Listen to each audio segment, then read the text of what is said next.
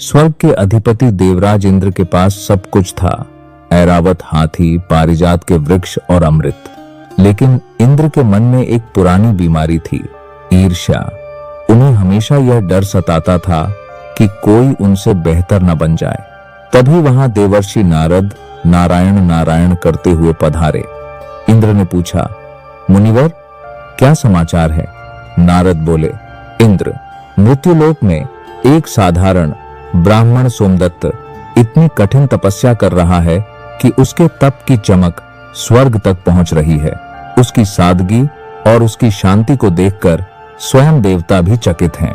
इंद्र के मन में जलन की आग भड़क उठी। उन्हें लगा कि सोमदत्त उनका सिंहासन छीन लेगा, जबकि सोमदत्त को सिंहासन की कोई इच्छा नहीं थी। इंद्र ने सोमदत्त की तपस्या भंग करने के लिए कामदेव और अप्सरा रंभा को भेजा, लेकिन सोमदत्त इतना शांत और ईर्ष्या मुक्त था कि उन पर किसी माया का असर नहीं हुआ। जब छल काम नहीं आया तो इंद्र स्वयं एक साधु का वेश धरकर पृथ्वी पर सोमदत्त की कुटिया के पास पहुंचे। उन्होंने देखा कि सोमदत्त अपनी छोटी सी कुटिया में बहुत प्रसन्न है। इंद्र ने सोचा, इसके पास तो कुछ नहीं है, फिर भी ये इतना खुश क्यों है, और मेरे पास सब कुछ होकर भी मैं जलन में जल रहा हूं। इंद्र ने सोमदत्त के पास जाकर पूछा, हे तपस्वी, क्या तुम्हें कभी किसी से जलन नहीं होती? तुम्हारे साथ का ही एक मित्र देवदत्त आज पठाउस के राज्य का राज पुरोहित बन गया है। उसके पास हाथी, घोड़े और स्वर्ण मुद्राएं हैं।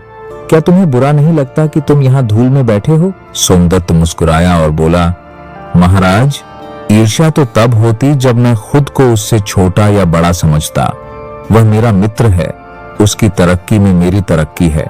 अगर मेरा एक हाथ सोने का कंगन पहनता है तो क्या मेरा दूसरा हाथ उससे जलता है? नहीं, क्योंकि दोनों शरीर के ही अंग हैं। वैसे ही हम सब उस परमात्मा के अंग हैं। इंद्र ने अपनी हार मान ली और अपने असली रूप में प्रकट हुए। उन्होंने कहा, सोमदत्त, मैं तुम्हारी सादगी से प्रसन्न हूं, मांगो जो मांगना है। सोमदत्त ने कहा, प्रभु, मुझे कुछ नहीं चाहिए। लेकिन इंद्र ने जोर दिया। तब सोमदत्त ने खेल खेल में कहा, ठीक है, अगर आप देना ही चाहते हैं तो मेरे उस मित्र देवदत्त को वह सब दे दीजिए जो वह चाहता है। इंद्र ने यहां एक चाल चली। उन्होंने सोचा कि देखते हैं ईर्ष्या कहां तक दबी है। इंद्र बोले, ठीक है, पर एक शर्त है।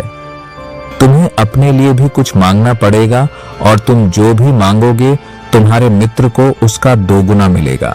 सोमदत्त खुश हुआ। उसने कहा, प्रभु, मुझे एक सुंदर गौशाला दें। और देवदत्त को 2 विशाल गौशालाएं मिल गईं। फिर सोमदत्त ने कहा, मेरे घर के आगे एक कुआं हो। उधर देवदत्त के घर के आगे 2 कुएं हो गए। धीरे धीरे सोमदत्त के मन में बीज पड़ने लगा।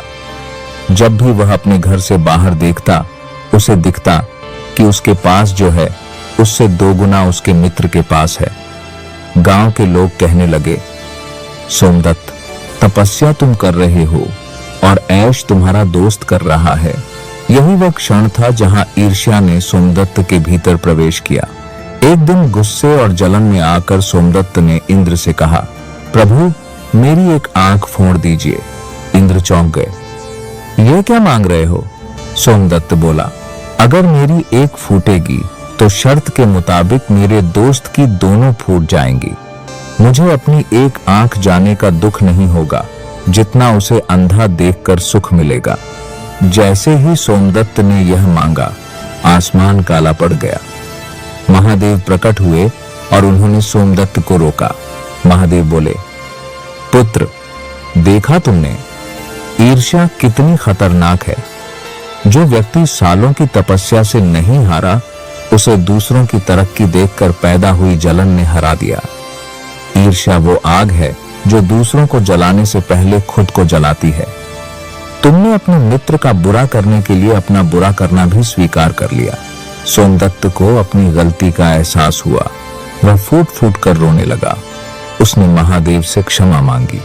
महादेव ने शिक्षा दी कि दूसरों की लकीर छोटी करने के बजाय अपनी लकीर बड़ी करने पर ध्यान देना ही असली धर्म है। दोस्तों, आज के दौर में हम अपनी हार से उतने दुखी नहीं होते जितना दूसरों की जीत से होते हैं।